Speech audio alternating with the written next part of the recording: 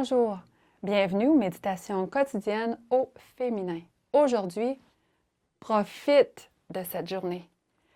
Qui nous séparera de l'amour de Christ? La tribulation, l'angoisse, la persécution, la faim, le dénuement, ou le péril ou l'épée?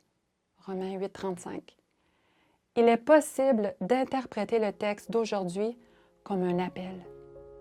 Dieu nous invite à décider si nous voulons aller de l'avant, séparés de l'amour de Christ, ou si nous désirons de tout notre cœur rester sous ses ailes protectrices, quels que soient les événements que nous ayons à affronter.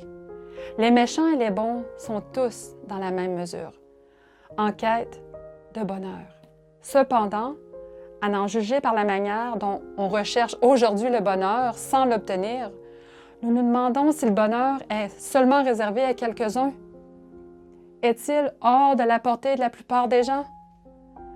La vie d'une épouse de pasteur se déroule dans des circonstances variées. Elle jouit parfois d'une maison confortable ou d'une église accueillante, alors que dans d'autres endroits, elle doit s'adapter aux milieux difficiles sous certains aspects.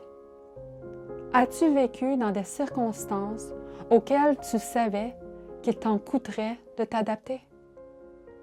Une épouse de pasteur raconte que quand son fils aîné était petit, elle et son mari avaient emménagé dans un logement où chaque nuit le silence était interrompu par un orchestre de petits animaux qui leur présentaient un concert sur le toit. Quand les nuages se déchargeaient généreusement au-dessus d'eux, ils ne savaient même pas où mettre le berceau de leur bébé pour qu'il soit hors d'atteinte des gouttes d'eau.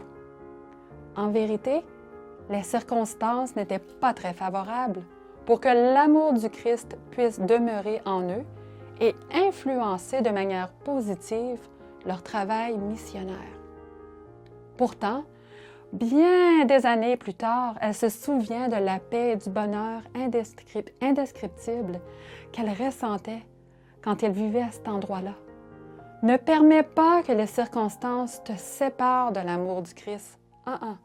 Nous entendons souvent dire que tout finit par passer. Et c'est certainement vrai. Le bon et le mauvais, oui, passent, parce que le temps ne s'arrête pas. Attachons-nous donc à l'amour, grâce auquel nous trouvons la force d'affronter les circonstances adverses. Que la journée ne prenne pas fin sans que tu remercies Jésus-Christ, parce que son amour n'est pas sujet aux circonstances extérieures, mais à sa manière d'aimer qui ne change jamais. Affronte la vie avec amour. Le reste s'y ajoute de surcroît. Bonne journée dans le Seigneur et à demain.